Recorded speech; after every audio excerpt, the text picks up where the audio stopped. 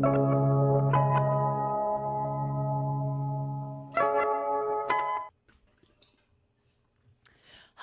and thank you so much for joining us for your AEW Dynamite post-show. We're so excited that you're here to join us. A little bit of a different lineup today. You've got me, you've got Alex Cardoza. You're going to have Alex Pulowski hopping on here shortly. Sean was at the show in Lexington. Despite having a bit of a sinus infection going on, he weathered through for what was a decent episode of Dynamite. Decent is underselling. I thought it was a great episode. Loaded episode. So let's talk about it. Get in those super chats. Get in your Humper Chats at humperchats.com. And please leave a thumbs up on this video. We've got people touching tips in the chat. You love to see it. Love to see the touching of the tips. Before we get started, a couple other housekeeping reminders. If you guys are able to, we do invite you to subscribe to FightfulSelect.com. Best $5 in the biz. So much happening at FightfulSelect.com. You get all the scoops in the game. Earlier today, it sounded like the Hurt Business might be talking to AEW based on reports from FightfulSelect.com. Interesting possibilities there. More contract news on the way. There is a ton happening in the wrestling world. You will also get access to the Fightful Select Discord if you're looking for a safe and normal environment to talk to people in. We invite you into that Fightful Select Discord. There's an Ask SRS channel, so when he's out, like weeks like this, and you're like, that gal with the pumpkin spice hair doesn't know as much as Sean, you're right, but he knows a lot, so head into the Ask SRS channel on the Discord. We appreciate the support so much. Also, you get me and Alex Pulowski doing pay-per-view post shows like we did for All Out, but man, oh man, it felt like we barely had a chance to process what happened with All Out before we really got on the road today, Alex. Like, it felt like we processed it for a minute, and then boom, we turned over a new leaf. It's autumn. We're changing colors really, really fast. Tonight felt very strong as an episode, but very crowded. Like, when I look at my notes, the amount of just backstage segments there are absolutely insane, but I really like a lot of what got set up and what we're doing moving forward. Some of it is a little bit clumsy in how we're getting there, but Bryan Danielson versus Nigel McGuinness at Grand Slam, I'm gonna be there. You could be Madcap Mossing your way there, and I would be fine with it. Like, I am thrilled that is happening, but what were your thoughts kind of overall, Cardoza, before we bring Alex Pulowski back on here shortly?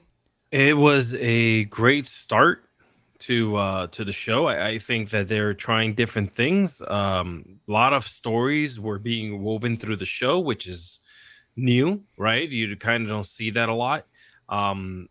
They're starting and putting together things, and you kind of see, I know you mentioned the heavy part, but I also mentioned before we started the show that there's times that AEW kind of doesn't give us that much, right? Sure. It's always just like a lot of the in-ring action, a lot of the in-ring stuff, which I don't complain about.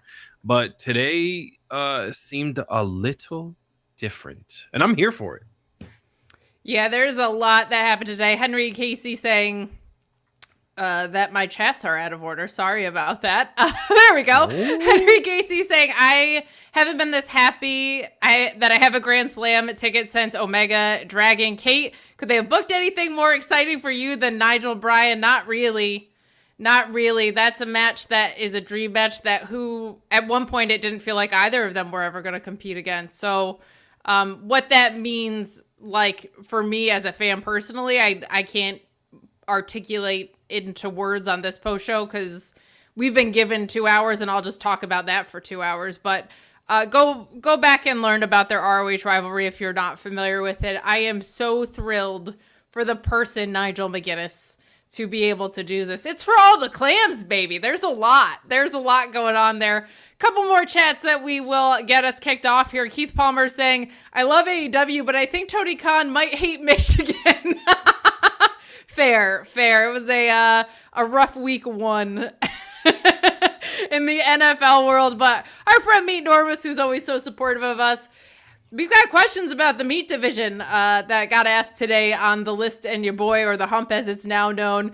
Updates on some of our meaty men who have been sidelined are coming to FightfulSelect.com soon, but me Norma saying bangs, clavicles, and a marine. Oh my. Hi, buddies. Well, hello to you, Meet Normus. How are you?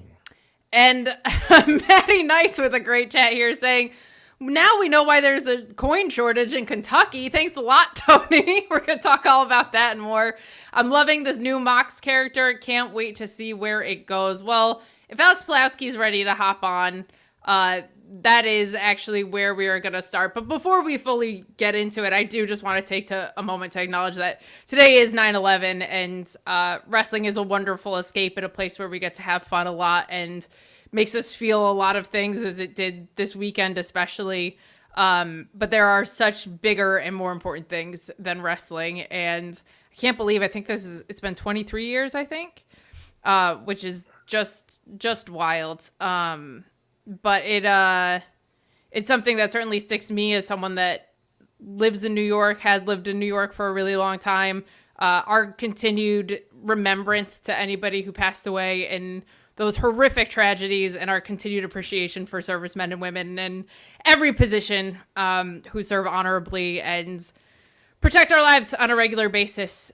So we did just want to take a moment to acknowledge that real quick. We have a serviceman right on this stream, right below us. So we very much thank you so much for that. And we don't forget that. We don't forget that around here. But if you're looking for a place to escape all that, we've got a post show for you. We're going to talk about Jon Moxley here. My goodness, what an opening promo. Let me kind of run through the highlights, but part of the reason I wanted to host was because I wanted to tee this specific opening up for Alex Pulaski to go off on. I feel like when I'm hosting, I talk a little bit less than when I do co-hosting, and I was like, we gotta let Alex just go through this, because as a trained actor, very, very valuable opinion always, but especially on this. But he says that he needs to speak on what needs to be done and nothing more. He says to Bryan Danielson that he doesn't have the stomach for this anymore, and that 2 years ago they made a pact to build something tangible for the future way after they're gone, for years after they're gone. But now he looks backstage and all he sees is egos around him, and everything is out of control. He says that his lordship called Bryan the perfect wrestler, but said that his lordship saw more of himself in Mox, which I thought was an incredibly powerful line. He said this is not good or evil, but he is the king of the land, and today he chooses war. Brilliantly written, brilliantly delivered, brilliantly shot. This felt like such incredible production kicking off the show. Like, I prefer when in-ring kicks off shows, but if you're going to kick it off like this, holy hell, this was just incredible. Everything felt very fresh and modern today. We do have someone that works in video who can speak to some of that too, but I was floored in a really great way, and I'm just going to go ahead and throw it over to Pulaski to kind of start where we dissect this, man. This was wild. This is, I mean, I'm given to hyperbole. So when something is very good, or I like something a lot, I will often proclaim it to be the greatest thing of all time, even though it's not really. But it's more fun to think about things in giant absolutes. That's why everything sucks, but even though it does. But there is no hyperbole I could use that would be effusive enough praise for this opening. The interlacing of Moxley in the parking lot speaking to the camera with what is actually a minute and a half prior to that, the camera following them as they're walking out their separate entrance to the arena through the back, and there's one point where it dovetails as he starts to talk about Bryan Danielson, where the camera is following them as they're walking past, and then the camera kind of pans over, and you can see all the medical staff and Wheeler Yuta carrying Danielson with the breathing apparatus on his face past them as they kind of like notice them but don't really make eye contact and move on. Now, normally you would, if you were doing this, once you get behind the curtain, you just put down Bryan Danielson and he walks back to, he gives a hug for a great match with Perry, and he talks to people, gives some notes on what happened or whatever. But they knew they were going to shoot this in this way, so they continued the kayfabe of one moving this way with the camera behind them and then one moving this way past them. That shot is just, that is, for lack of a better term, cinema. But he said the thing. But just beyond all the amazing production work, you can't. There's no trick photography that can help. No trick of editing that could make Moxley's promo any better, any more impactful. Just the way that, man, Moxley hadn't been gone for that long. I think his last match was Forbidden Door, and then he came back at like the very beginning of September. That's not that long. That's like 2 months.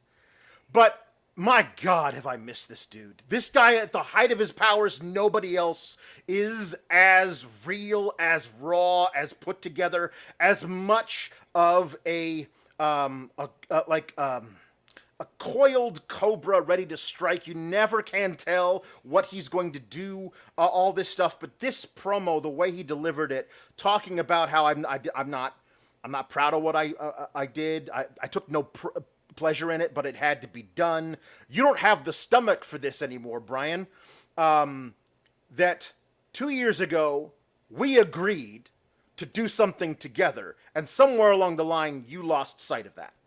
And I think somewhere in there, he might be able to admit to himself, I did too. But I found my way back, and I don't think you were ever going to do that.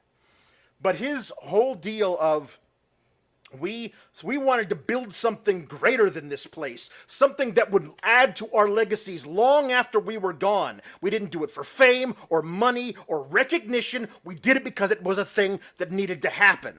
And while I've been gone, looking around, I come back and it's just egos running amok, and I can't take it anymore.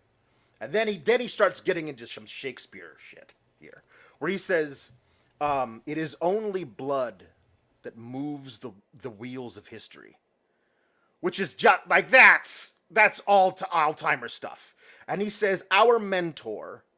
He also, but because the reason why he doesn't think he has the stomach for it is because he says, Mr. Perfect, Mr. Absolute Patience, Mr. Empathy, the greatest man I have ever known. He says it in a derisive way, but derogatory. But he says it in a way that part of Moxley wishes he could be that man and knows he never will be. So he has to be something else, something that is as important as that, but in a different way. But he says that, our mentor called him the perfect wrestler. He says, Bryan was always his lordship's favorite, which again, just Shakespeare shit. Yeah. He was always his lord, but he always saw himself in me. And he knows that we're not made to be perfect, that we are men who get things done. We're always going to be like this. Leaving this, that diplomacy has failed. Yes, loved that line. What is Danielson's role behind the scenes?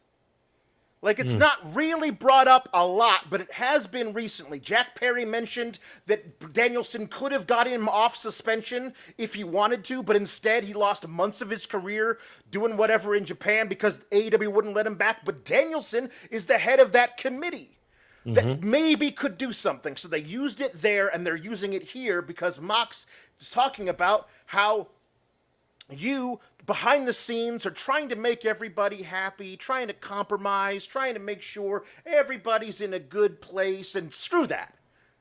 Diplomacy has failed. I choose war. and then he climbs into the back of a Jeep. He doesn't get in the car and drives away. He's like, I'm open this hatchback and just kind of sit into your weird. This is such great stuff. I said again, I know I'm given to hyperbole, but I think I'm right when I say this is a promo that you study. Years from now, you'll look back at this thing, especially if they can actually turn this into a major storyline that might last a year or whatever. You look back at the way this was delivered, the production of this particular video package, all of that, and you study it and try and make it better. Like this kind of impeccably written, perfectly delivered promo should be etched upon tablets. That's how great this was. Our Shakespearean resident and Yes. staff here says, Yep, actually, he Mox was. was quoting Mussolini. Well, there I you knew go. it was familiar somewhere, but This was incredibly well done, and I am so intrigued to see where it goes. But I picked a really good night to have. Sorry, my sticky keyboard is causing all sorts of problems. We're gonna get to this chat in a little bit, but I picked a really good night to have both a trained actor and somebody who's worked in video for years and years on this particular episode. Like, this worked out very well that the three of us are hosting, because I was so taken aback, not only by this promo, not just everything Mox said, but we were talking about it with Pulowski too here. The production on this was insane. Like, the way that they planned ahead for this, the way it was calculated. What are your thoughts on all of it? But Alex, before we even got on air, you had said, man, they really did some fresh stuff on production tonight. This was one of them. There's a few others that we'll mention as we go throughout the show. But what did you think of how we opened the show? I also thought it was fantastic. I thought that they actually put time and effort into what they wanted to do. They understand, I think, that the people are asking for more. I think they also understand that they have a fresh new deal coming at them. I think they also understand that they have perhaps something else coming down the pipeline. So they're going to have to put out better production, more effort into what they're trying to tell and the stories that they're trying to convey to us at home. And today was a perfect example. Alex mentioned it. I thought that when I saw that specific shot that he's talking about where Brian's passing, I was like, wait a second. I rewound it. And I was like, did they really just like, that felt like a scene in a movie. That felt like that one, the one take where you just kind of just go through everything that's happening on camera, and things are happening all around you. They do it a lot in music videos, right, where the guy's just walking around and everything around them is happening. Just perfect. The way that they brought him into the ring, everything that was happening backstage, the way that they shot him in the car when they left, the way that they shot him in the ring when he was talking to Darby, and we'll get to that later, was just absolutely perfect. I don't know who was in charge of these segments, who said, let's sit down and really go through this one by one, scene by scene. But if they do more of this, they're going to start attracting the eyes of the people who are like, I don't want to watch that because I'm not getting the same storytelling. Today was it. That was your storytelling. Felt very modern, very fresh. I really liked the references to Regal too, because as Pulowski and I were talking about on our Select Post show on Sunday, like Mox and Danielson hated each other before Regal was literally slapping them into shape. So I loved the way that he so delicately wove that in. It was not a spoon-fed line, but it was the perfect acknowledgement. Jam Beard making fun of my keyboard over here, by the way, saying if you want a sticky keyboard, bluechew.com, code Fightful. Sorry, Kate, I had to.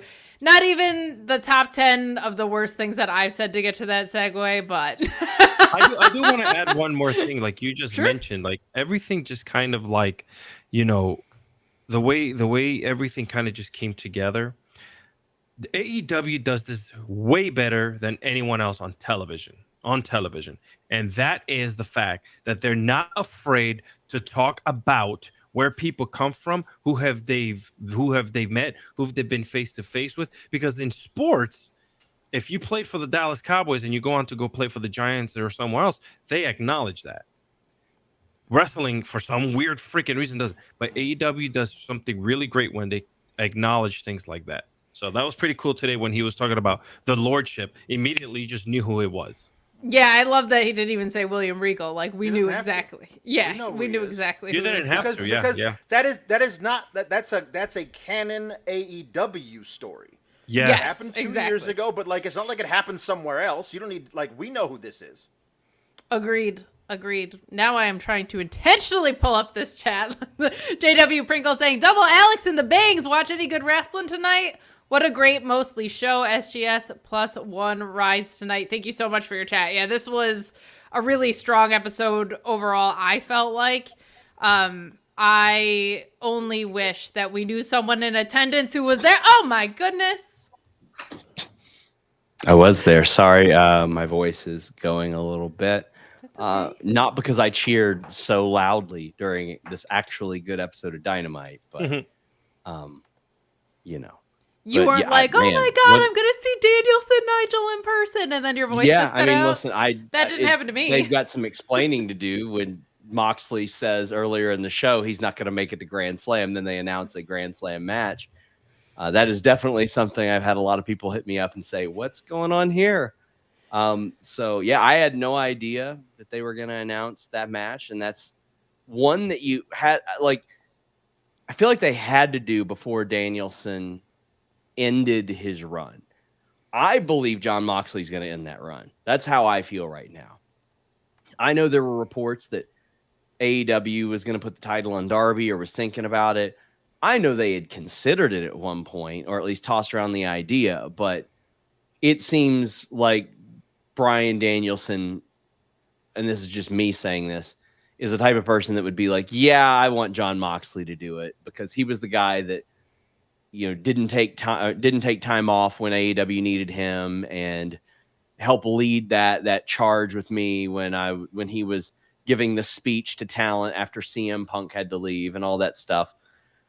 I just, that's how I feel that one's going to go.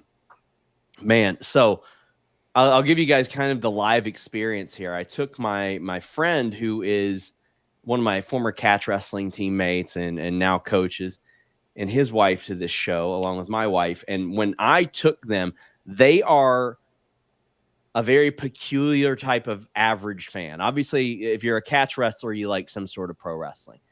They have went back on Peacock and like rewatched years worth of WWE stuff and like caught up, so to speak. So they were familiar with some of the talent and stuff last year when I brought them to Collision, but that was the most depressing taping that you could imagine going to. Talking about mailing it in ahead of All In, CM Punk's last American Collision where he came out in the lucha mask and all that stuff. Oh, God. The tapings went over 5.5 hours long. Keep in mind, now I wasn't there for the whole thing, but think about this. They had Britt Baker flying in from Birmingham, if you remember. She was at a community event, and they were just killing time, sending wrestlers to the ring to kill time for her to film this thing because they had to get a match in the can before Saraya went over to the UK to do media. So they had to film that match. So it was just, it was so depressing, this taping last year that I brought them to. Then I saw tonight's card start to put together, and I'm like, okay, so if you're an average AEW viewer or a regular wrestling fan, you might look at this show and go, why is this happening? Why is this happening? I knew that this is the type of show that I could bring two people who are just sort of casual fans to, and they'd be like, damn, that Leo Rush, Jack Perry thing was cool. Sammy Guevara jumping off the set was cool. Oh, yeah. And then Will Ospreay wrestling. Okay. That's it. Yeah, sold there. Yeah. Yep. When the Tag Casino Gauntlet got announced, I was like, oh my God, this has become one of my favorite match types. I'm so glad that I get to see one of them. And then Will Ospreay's wrestling in it. Hell yeah. Okay. They're going to be wrestling at another show that I'm going to in like 3 weeks. Okay, sure.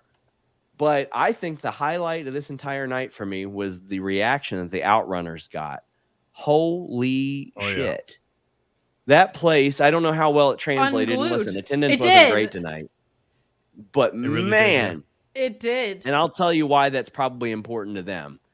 They do a lot of OVW stuff, or they at least did. I don't know if they still do, but I mean, they worked in Kentucky like quite a bit.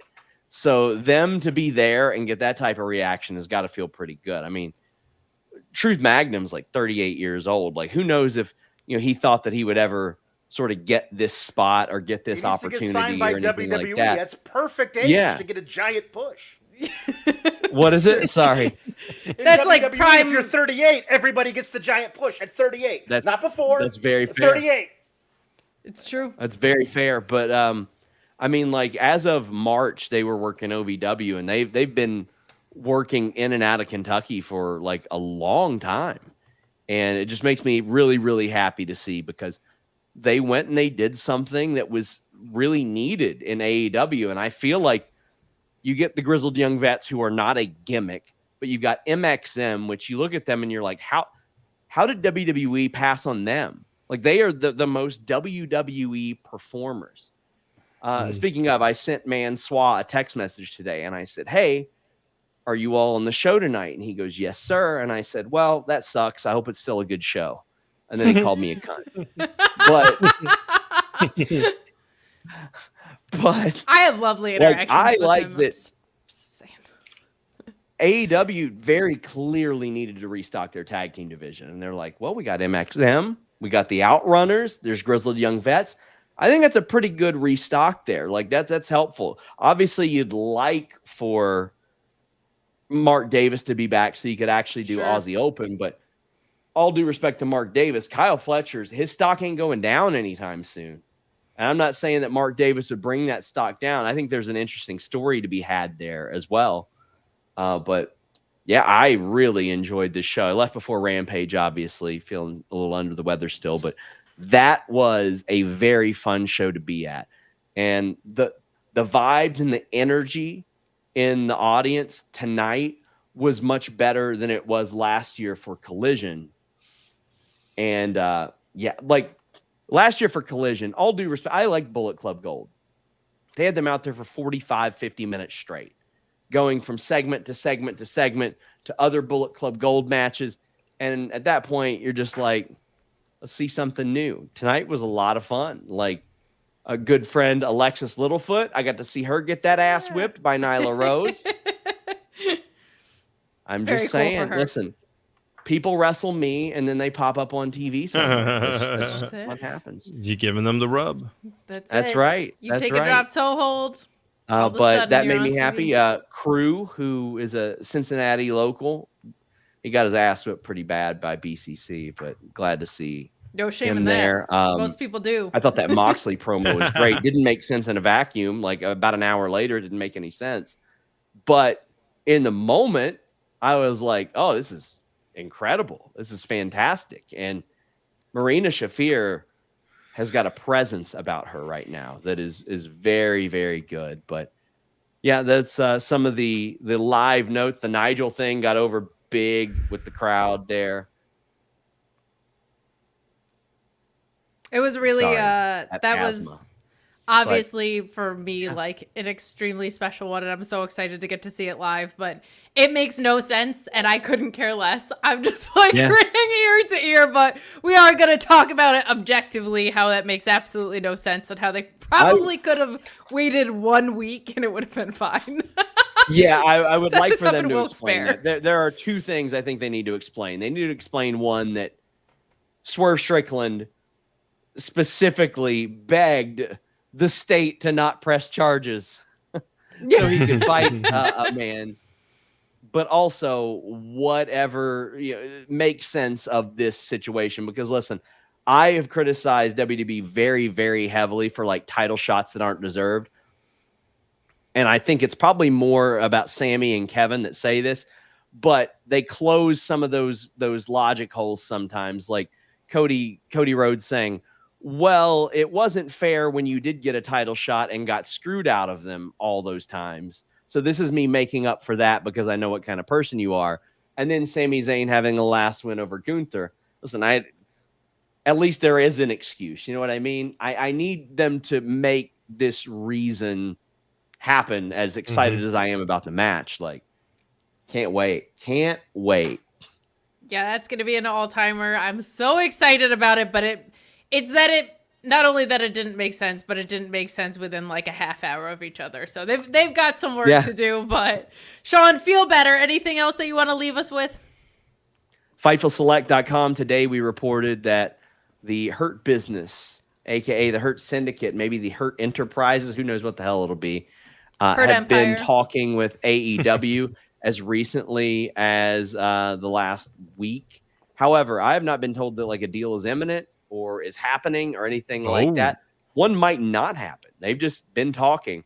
And I had somebody hit me up and they're like, oh man, why would you spoil that? And I was like, I think it'd be more surprising if AEW wasn't talking to them at this point. Like it'd be surprising if they didn't. That guy that looks like he's made out of granite and is awesome. Yeah, I don't know about that guy. Yeah, of course. Listen, I'm just here for Bobby Lashley running into Leo Rush backstage. I want to see it. I want to see that. Hey, isn't that I would love to see EJ and Duca involved with the Hurt Syndicate or something like that. Finally get him involved. And eventually, you got a good tag team or you've got a good trios there as well. So yeah, there's a lot of fun possibilities there. Subscribe to Fightful Select. I gave them the hard sell earlier, but more people are watching now. So join the Discord. Head over and get those scoops. Get more bonus podcasts. Get me and Alex being real weird back there. Doing more bits and cranking out hits. That's what we do on FightfulSelect.com. But Sean, thanks for popping on. I know you're sick, so we appreciate you hopping on here. Feel better. Yes, feel appreciate better. You guys so much. Good old Shockwave having him here. Hey!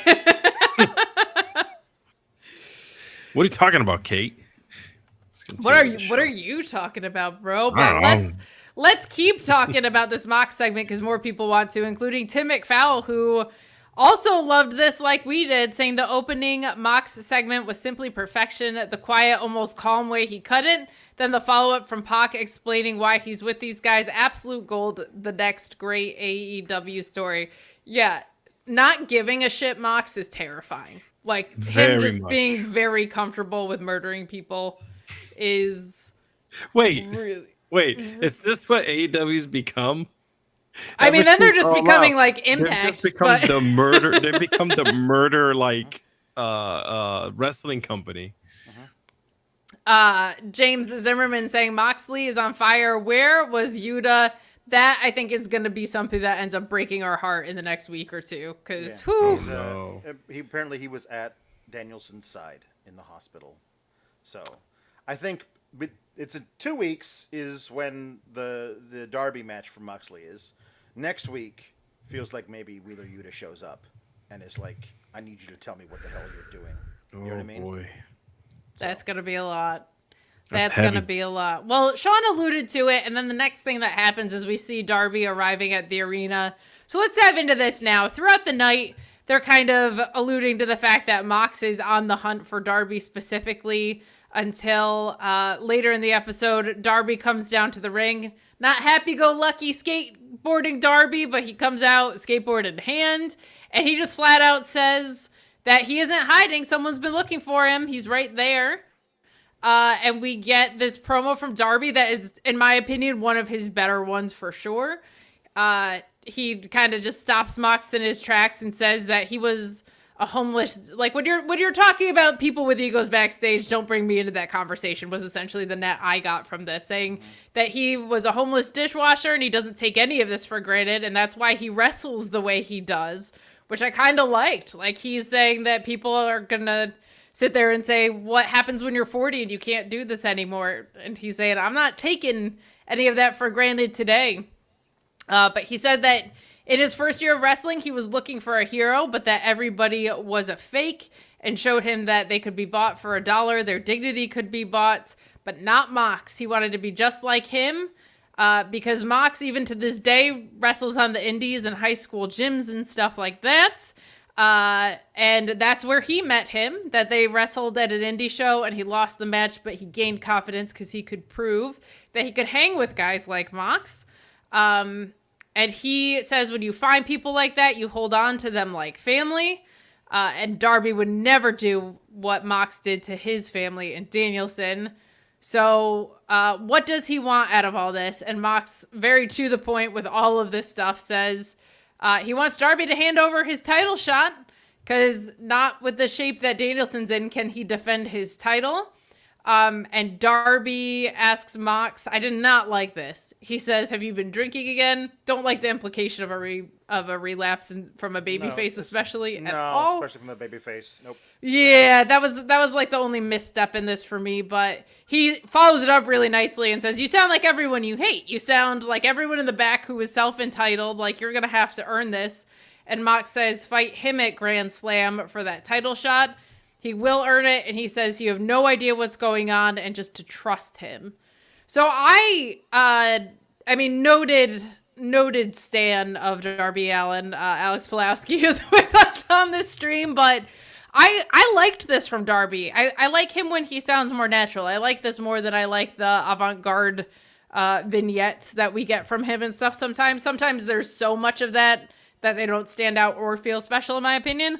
I thought this was one of Darby's better promos, and I like that there's going to be likely a transference of Darby losing to Mox and Mox earning the title that way. I liked this part of it until what we see happen contradict it in a little bit, but we'll start with you, Pulowski. What did you think of what we got kind of with this through line? I appreciated Moxley being like, listen, kid, I like you. I like you a lot. You're never going to be champion. I like you so much, I'm willing to be honest with you. You're not ready. You're probably never going to be ready. You definitely weren't ready a few years ago. You're not ready now, okay? So I'm going to need you to hand over that title. Now, what do you mean I'm not going to do that? Blah, blah, blah. The horrible line about alcoholism. And then it's like, fine. Then I don't know if you realize this, but the champion is indisposed right now. So you're not getting that title match. Now, I don't know if it could be said later, and I hope they help this whole thing out by having Moxley say this. You were ready to accept everything. You were ready to accept this truth that I gave you. I told you that he wasn't going to be available for your match. You just said, okay. You apparently Danielson's well enough to have a grudge match with Nigel McGuinness. So I guess he would have been well enough to have a match with you, and you might have beat him maybe in his terrible state. But you were just so itching to prove yourself to me again that you had to do this. I hope they close that little loophole. But I did love him saying that, like, I'm the only one who's willing to tell you this. Yeah. Because I do like you. That you're never going to be champion. That older brother type of energy from Mox to Darby. I've always said that that Darby is a guy who doesn't care if he dies in the ring. And eventually he's going to wind up in the ring with a guy who doesn't care if he kills him. And that's Jon Moxley. And that's the thing, like, they've had matches in the past and Moxley's beaten the tar out of him. But, like, this time, like, I think to really put over Jon Moxley and this new version of him, he needs to put a little extra stank on it when he takes out Darby to, like, really give us this thing. Darby never should have had the title match at Grand Slam to begin with. Like, not just, like, from a I hate Darby thing, but, like, the way that they had him, like, threaten to murder a man through fire to get a shot at the TNT title. And then a few minutes later, they taped a battle royal where he won to get a shot at an entirely different title that would happen a month after his title shot at the first title. That never made sense to begin with. I actually feel like this is a really great way of cleaning all of that up, because I fully accept that the end will come for me one day and Darby Allin will become the world champion.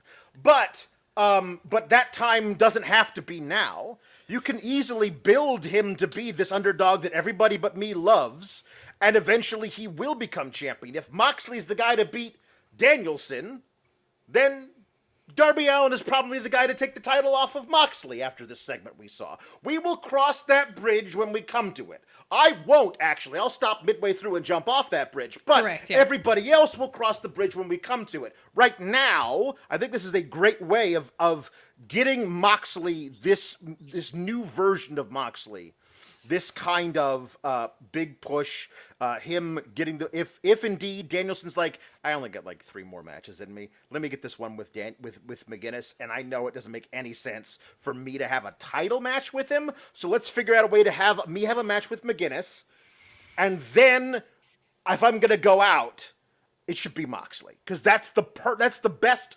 long-term story we could have. It'll put all kinds of heat on Moxley's new act, which we're going to like. I feel like this group is not just going to be him and Pac and Claudio and Marina Shafir. They're going to add more people to it. Whoever then gets around that orbit, they're going to get more heat. This is a better thing overall for the long term of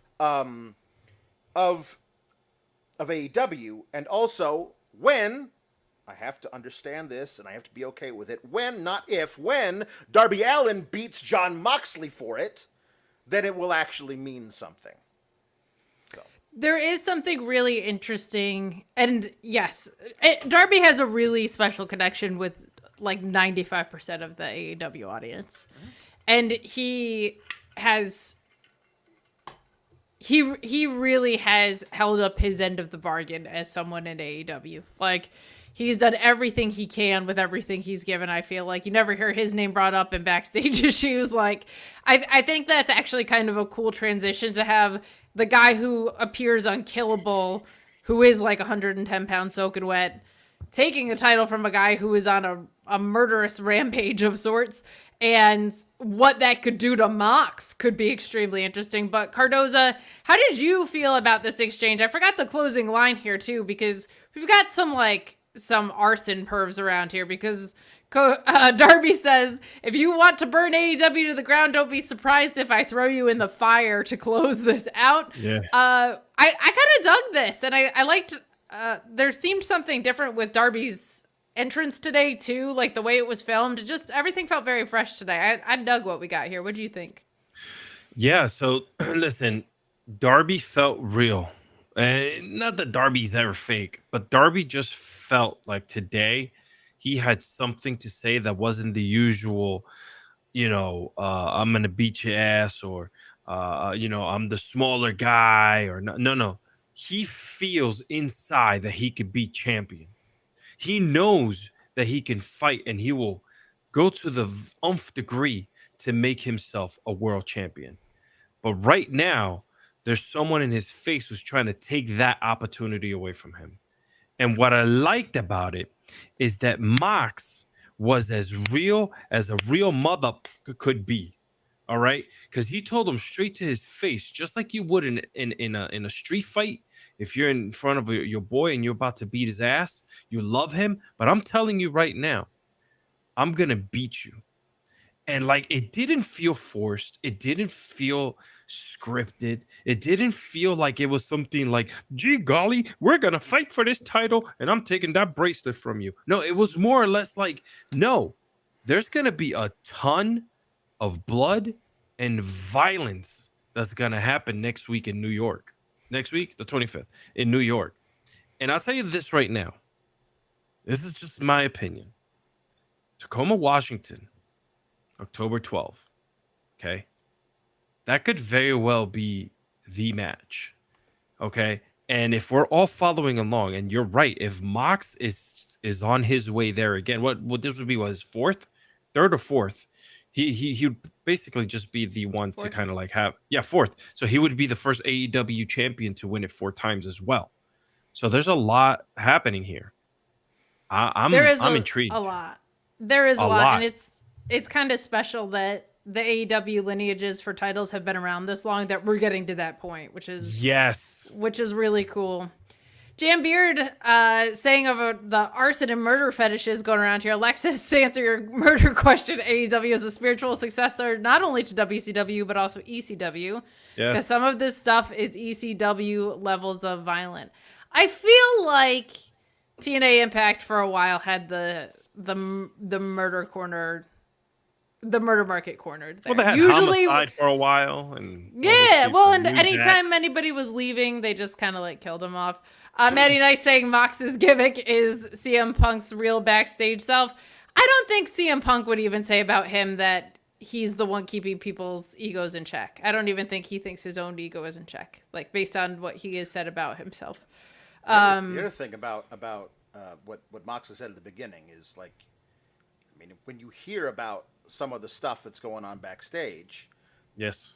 maybe he's true, but also some of the kayfabe stuff. Like, Yes. like just these people who are just basically like just being like, I'm the best. There's some people like, I'm the best wrestler in the world. You got Max Caster making custom jackets saying he's the best wrestler alive. People's egos have run amok. The characters' egos are out of control, and you need another character to put them back in check. That feels like it actually makes sense, and I could absolutely see how a guy like Mox, the character, would feel that about other characters, not just about the actual wrestlers' backstage stuff, but the characters being like, I'm the best, you suck, I'm the best. Well, you know what? You're not. I am. Yeah. I am the one. I know what God put me on this earth to be. I am the one true king of these lands. Well, that also feels like you might have an ego, but the thing about Mox is he's going to back that up every single step of the way. And Alex, I've told this to Kate before in privates, just talking back and forth. Mox just feels he is AEW. I'm sorry. Yeah, I know. I know he was like for 10 years in WWE, but God, has that in my mind been erased with everything that he's done and held this company on his back, man. It's incredible. I'm like crazy, man. The history between he and Danielson also goes back so far. Oh. He sent me a promo he cut in Dragon Gate in 2010, about 14 years ago, on Danielson. They had a match on my birthday in Milwaukee, a city I lived in 2010, and I had no idea the match was happening. I might have bought tickets to it. But yeah, that's crazy to me that 14 years ago on my birthday, the city I lived in, he and Danielson had a match in Dragon Gate. So like, it's crazy. You guys want to keep chatting about this, so we will. We got some more chats about this, guys. Get in those super chats and humper chats. JP saying Mox opening promo was like a West Wing walking monologue. I've been using that a lot because both companies are using what they would call the walk and talk on the West Wing, and I love it. It feels like Aaron Sorkin and Tommy Shalami and everybody on West Wing was ahead of their time when they did them. And they still feel timeless now, and that was like 20 years ago. So give really, me a really, tracking really one shot, and I'll tell you what, I don't even need the Blue Chew anymore. Nonstop Goose saying, don't know if it's intentional, but Mox's promo does mirror what you learn in rehab and therapy. I'm no villain. I'm no hero. I'm king of these lands. Sounds like someone stripping away mental stories to become grounded in the present. Whilst I did not like the Darby line at all, especially coming from a babyface, there's no way Darby says that unless Mox either okays it or invites it.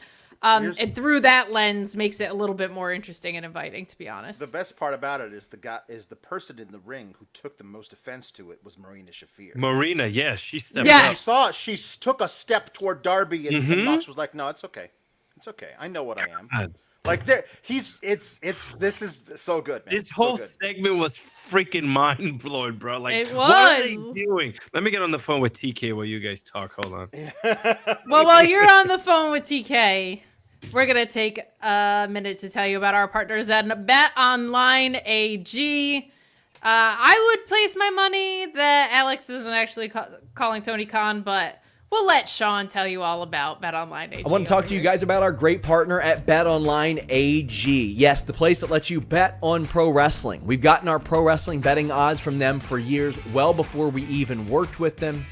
And we're going to tell you a little bit more about them. They got the earliest lines, the fastest payout, the industry best bonuses. They've been trusted for 25 plus years because of their safe and secure environment and their quick payouts. But you can bet on pro wrestling. How cool is that? If you think you know more than anybody, go ahead and look at those odds. It's the same ones you've seen on Fightful for years. You might see one that sticks out to you and you go, wait a second, there's no way that person's going to win. Why are they an underdog? Make yourself some money. BetOnline AG, and hey, it doesn't stop there. Whatever sports you want, they got you covered. Popular games like blackjack and roulette, supernova, skyward, all that stuff. BetOnline AG. Please bet responsibly and only bet what you can at BetOnline AG. BetOnline AG, a fantastic partner to us here at Fightful. And hey, when you're winning all your money at BetOnline AG, man, they've been on the nose recently with their odds. Really, really, really good stuff. But you're going to keep winning cash over there. So you might as well go over and spend it on FightfulSelect.com. Sean was telling you a little bit before about how the Hurt Syndicate has been in talks with AEW. Meet Normus reminding us, let's not forget that Max Caster was Bobby Lashley's sister. That's right. That is correct. They are in canon. Lashley coming into AEW, and the first thing that they do is destroy the Acclaimed because of that particular reason. Like, I'll never forget what you did to me. That was disgusting, that thing you did. I'm in. Funny. I'm in for that. Rob Reed saying, $5 to help pay for Kate's Twitter jail bail. You know what I did this time? I responded to a tweet from our social media manager and said that my attendance at the October SmackDown at Madison Square Garden is dependent on whether or not I get credentialed. So that's what got me banned from Twitter for a week. Man, I don't get it. Did you was there like any typos? Did you like? Nope. Maybe it was all in caps. That was it. Elon's been suppressing my stuff, so I didn't know if you just typed cis or something. Because if you did accidentally, they might just kick you out. No, it's Elon's Twitter. You never know. It's true. Chaz, thank you for the donation. If you meant to send a chat with it, just put it in stars and let us know, and our wonderful moderator will get that for you. If you were just sending in a nice donation, well, thank you. Thanks, Chaz. We appreciate it. Let's get into more of this episode. That was a big chunk of this episode, and it was incredible. But we've got plenty more to talk about, so keep those super chats and humper chats coming.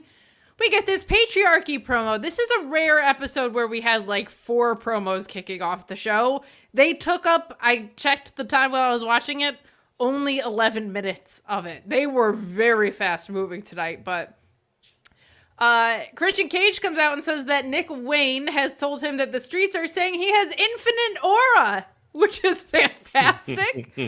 He says, as for Wembley, it didn't start out it didn't go the way that they had hoped because the trio's titles were stolen from them, but things got better because Christian finally saw the light bulb go off in his eyes, in Killswitch's eyes, rather. And then Tony Schiavone points out the obvious that Cage had attempted to cash in, and that was thwarted by Luchasaurus chants that broke out. And Cage says it wasn't the right time or place, but Danielson's days are numbered. He says he's going to beat Danielson so bad that Danielson will wish Brie had CTE instead so that she wouldn't be able to understand what's going on. He says he's the reigning undisputed next AEW World Champion. And we hear his theme hit as Kabian. I'm going to call him Kabian. Kip Sabian is at ringside, and they work their way back up the aisle there. So kind of standard fare from the patriarchy. I love the patriarchy, but I do got to say, I'm ready for somebody that's not Christian to get over in it. Like, the learning tree ain't for me, but people are excited about Brian Keith and Big Bill. I don't think anyone's like sick Nick Wayne and Killswitch. So like we have to get the story of the dissension moving faster because Christian was already over at the beginning of this. He doesn't need to be the one that gets over. Everyone's excited when Nick Wayne wrestles, but it happens like once every 6 years. And I don't feel like anybody is like salivating for them. So hoping that we're on the way to the breakup of this, but we'll start with you, Cardoza. What did you think? And most importantly, do you feel that Christian Cage has infinite aura? I definitely think he has like whatever infinite times infinite is, because he's just whatever he does as of late is gold. It catches fire. I don't know what it is. The man comes out there with what seems to be a quarter turtleneck, and he just does whatever he wants, says whatever he wants. People boo, people love, people cheer. He has done no wrong. He really hasn't. And him going after the title, it feels big. He even said it himself. He's like, I am now the face of TBS. Like, dude, you're nowhere near anything. You just got into Dynamite. You've been running Collision for so long with the TNT title. Now you're here and you're like, you're the god of TBS. I loved it. I'm okay with it. I think he's one of those storytellers that you kind of get behind and want to see where he goes. So I thought it was just fine for me. I'll see where it goes now. That guy is always in command, which I appreciate about him. Love that. Yes. We got some chats about this. Lupunky Vice saying, if I don't see my boy Luchasaurus in Brisbane, I'll throw hands. Well, my goodness. You deserve it. You deserve it in Brisbane. You also have one of my favorite handles in the whole wide world with Lupunky. Lupunky Vice. Vidormus asking, will Jurassic Express reunite as heels? They are all on the same side. They seem in very, very different programs, but I'm going to throw that over to Pulowski and get his thoughts, and also your thoughts on the promo. There's been too long. They've waited too long for it. But when Jack Perry became a heel, I needed Christian to walk up to him and be like, "I'm so proud of you. It took you longer than I thought it would to see the truth, but you finally did." And Jack Perry being like, "Whatever." You know what I mean? Like, not actually wanting to give him credit for it. But eventually, like, there could be that thing. I thought there would be a really cool thing. Obviously, they can't do it now, but Jack Perry and Nick Wayne competing to who is actually Christian Cade's favorite son. You know what I mean? Like, that could be fun. Like, figuring out, I don't know how long this elite thing is going to last, and I don't know how long the patriarchy is going to last, but there's a possibility there with, like, Nick Wayne, Jack Perry, and Luchasaurus as a trio. You know what I mean? Backing up in the trios division. I think Nick Wayne and Killswitch could be a really good tag team. I don't know if they win the titles, but, like, you need a really good babyface tag team to be the champions, and then Nick Wayne and Killswitch trying to come after them. I think they'd have really good matches with whoever the baby, if it was Top Flight or Private Party or whatever, who were the champs. They could easily have matches. I don't necessarily need the patriarchy to break up. I just want them to have a direction. And the problem I have with it right now is that they appear to have a direction for Christian that doesn't feel like it could possibly come to fruition. Like, I don't think he's cashing in on Danielson. I think Moxley's beating Danielson, and I know Christian's not cashing in on Moxley. So, like, how long is he going to keep that? I know, like, the thing that allows him a shot whenever he wants it, because the Money in the Bank is a full year. I don't know how long he gets to keep this thing, but if Darby is the one to beat Moxley, then Christian could cash in on Moxley. I just don't know how far along that is, and I don't need every 2 weeks Christian coming out and cutting a promo about how your days are numbered, because that just feels like we're going to do it over and over again. I could see him cashing in on Mox or Danielson, and Luchasaurus maybe turning on him there. Like, the match gets underway, and then it's a non-match, but it's an official match or something. Right.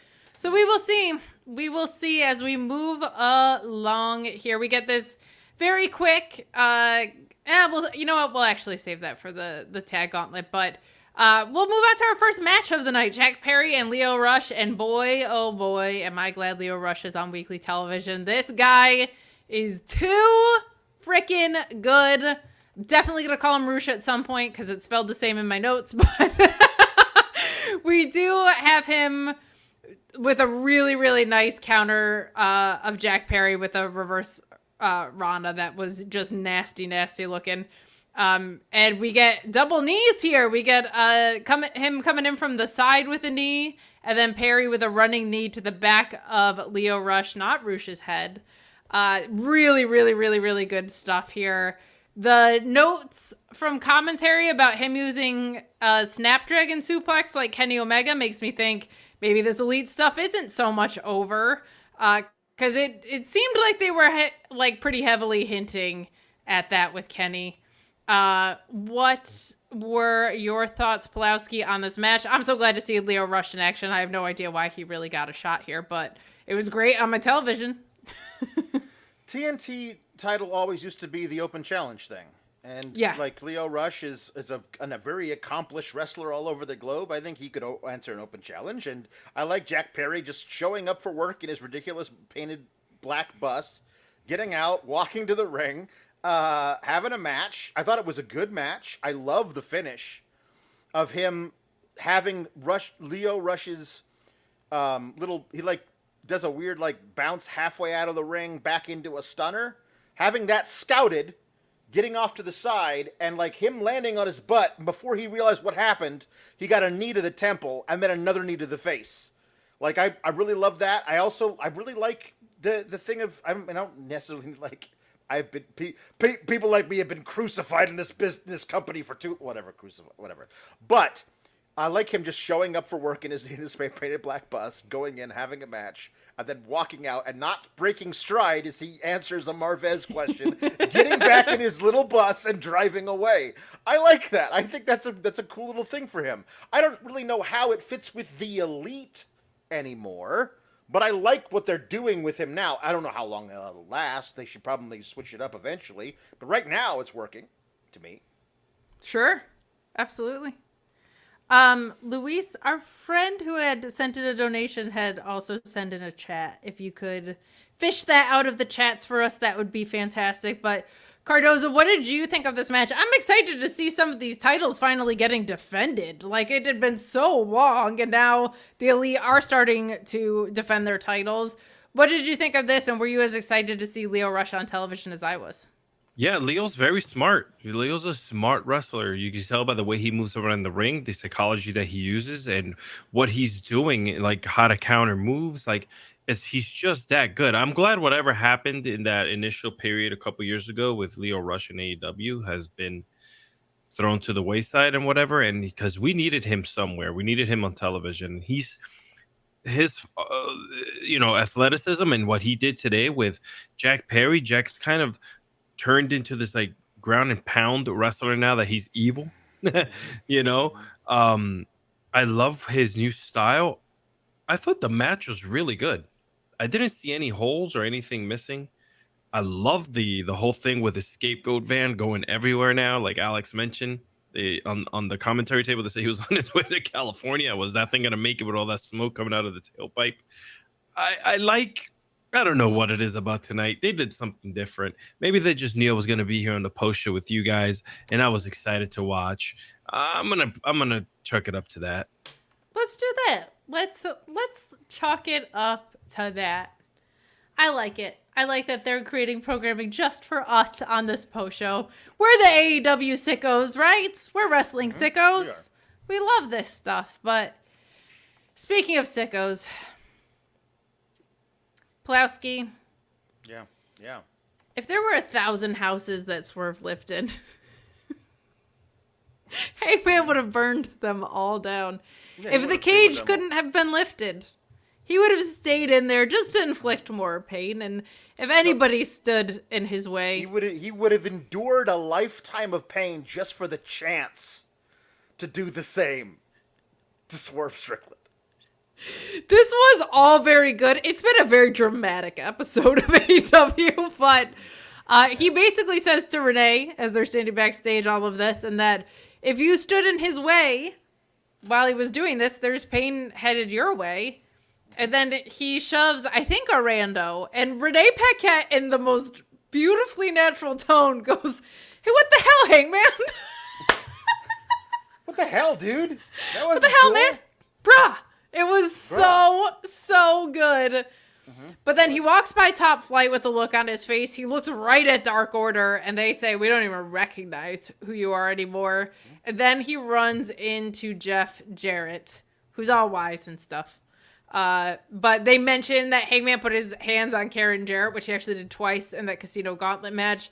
He kind of waxes poetic a little bit and says he's seen a lot of guys like Hangman before, and no matter what road you take, you always end up at the same place. And just as he's about to call himself ruthless, Hangman beats the ever-living crap out of him. And I can only assume, as much as we hear about what a gem Jeff Jarrett is backstage, he must not be, because none of the 47 other people that are backstage in this segment give a crap. Like, Hangman's just beating the hell out of him.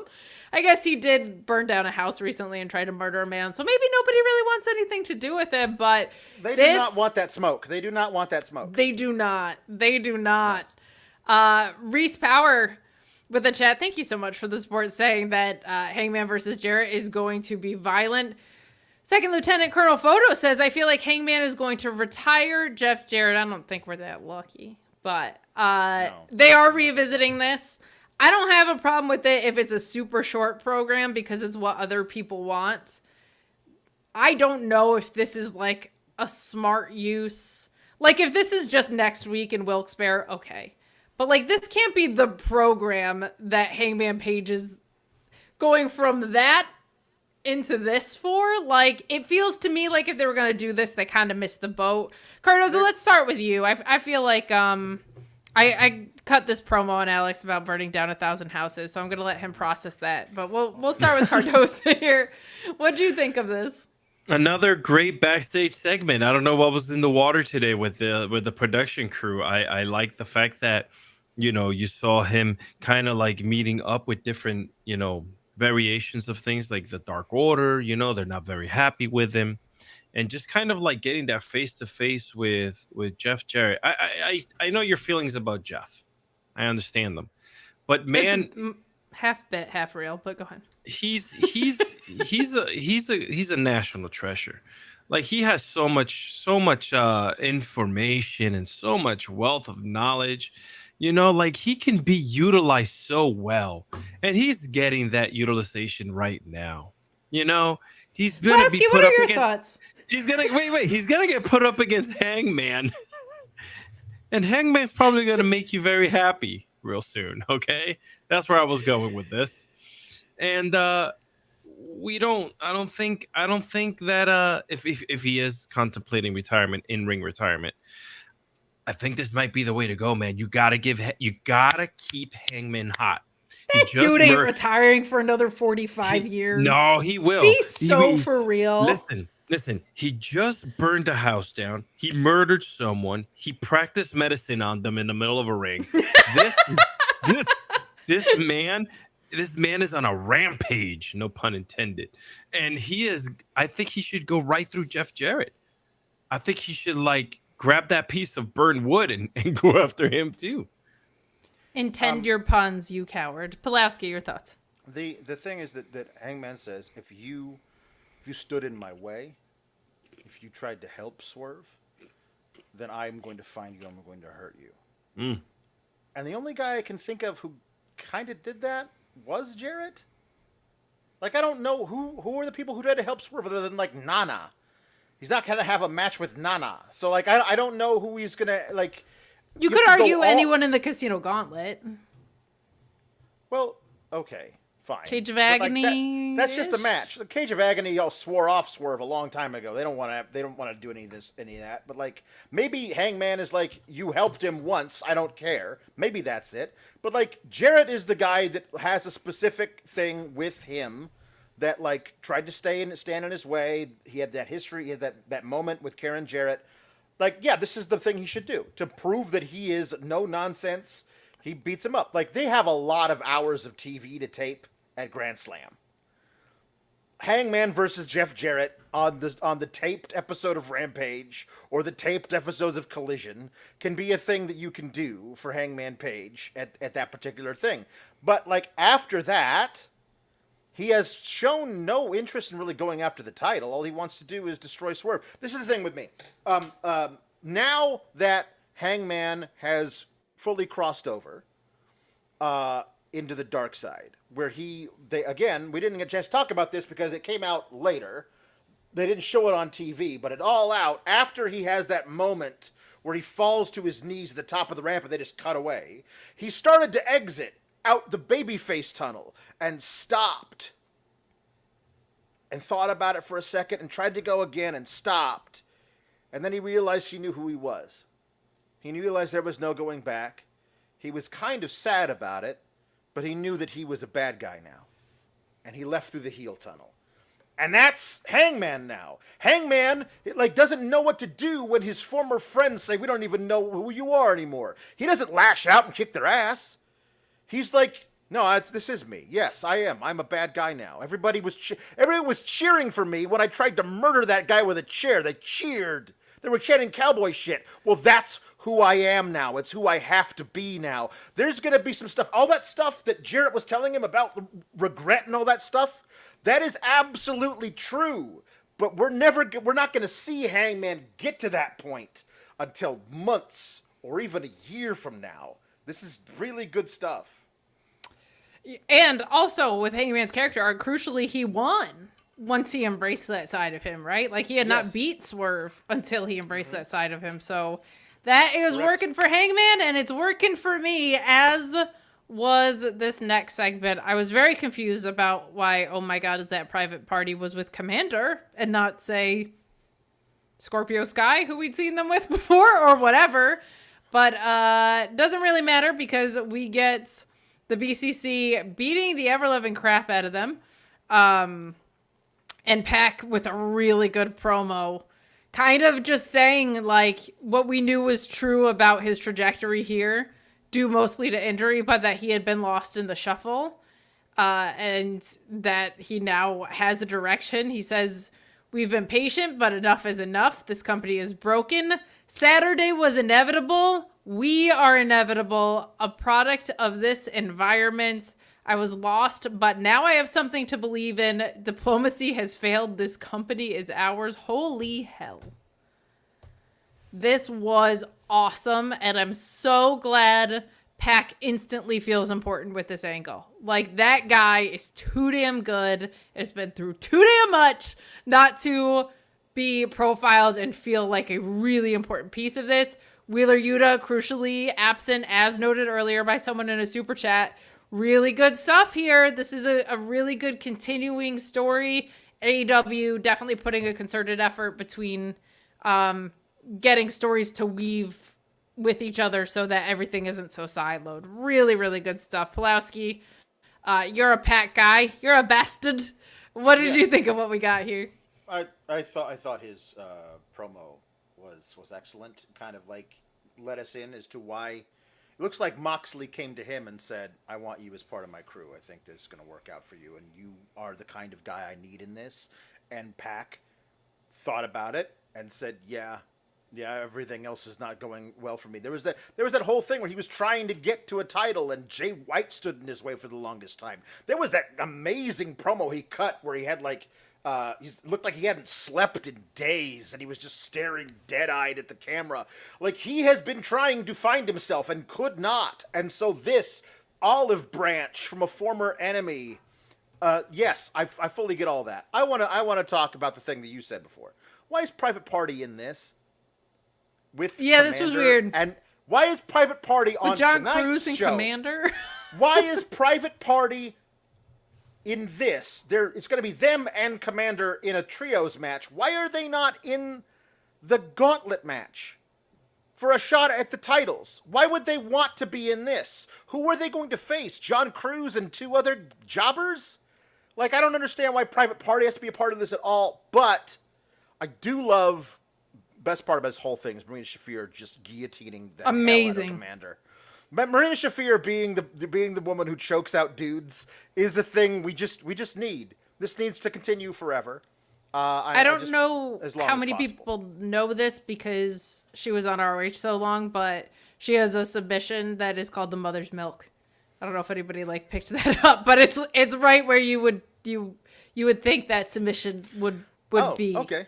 Cool. In the chesticle region, but she did some really great work on ROH and has improved mightily. Mox has been campaigning for her to be a part of their stuff for a long time. Very glad for her and that it's happening. But Cardoza, we have this chat from Tim McFowle that says, hear me out. What if BCC version 2.0 are with the Hurt Syndicate? Would love to know your thoughts on this promo, but also I kind of want to see them face each other more. Like, if it's going to be similar to Hurt Business, those guys were so cool in a very, very different way that I kind of want it to be. I want to see them go at it at some point. But what did you think of our promo, and what are your thoughts on that chat? Oh, sorry. Can you hear me now? Yes. I was muted for some reason on my computer. Listen, let me tell you, the whatever they're doing differently now with Pac is working. Pac needs to be on the mic more. Pac needs to be on television a little bit more. He has always had that mean streak. And I think by putting him with the BCC, what is it, I guess 2.0 or whatever they are, you kind of get a complimentary attitude that Pac already had. He's always looks depressed. He always looks angry. And now you're throwing him in a group that just wants to hurt people. First of all, what's the manager's name for Commander? Aberhantes? My lord. They should have put him in the guillotine, given him the mother's milk. Because the dancing was just a little too much for me.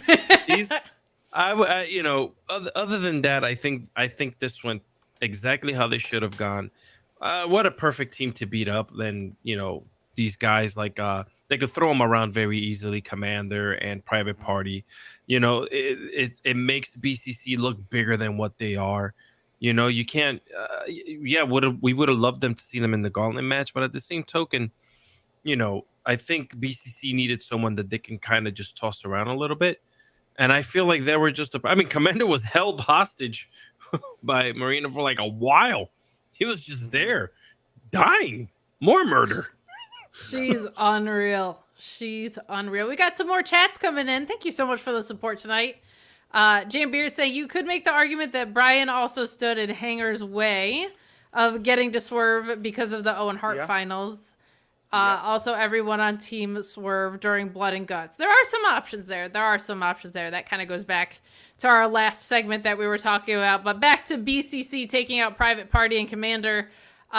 Bill, we call him Alpha Bill around these parts, said that Shafir has Famke Janssen vibes from GoldenEye. Your thoughts, Pulaski? Yeah. You buying I can see it. I can see it. I mean, I don't know. She's got the mother's milk, which is, the gestacle region. Does she have one where she laces her legs around somebody and squeezes the life out of them with her thighs? Because that's what Famke Janssen does in that movie. So that's fair.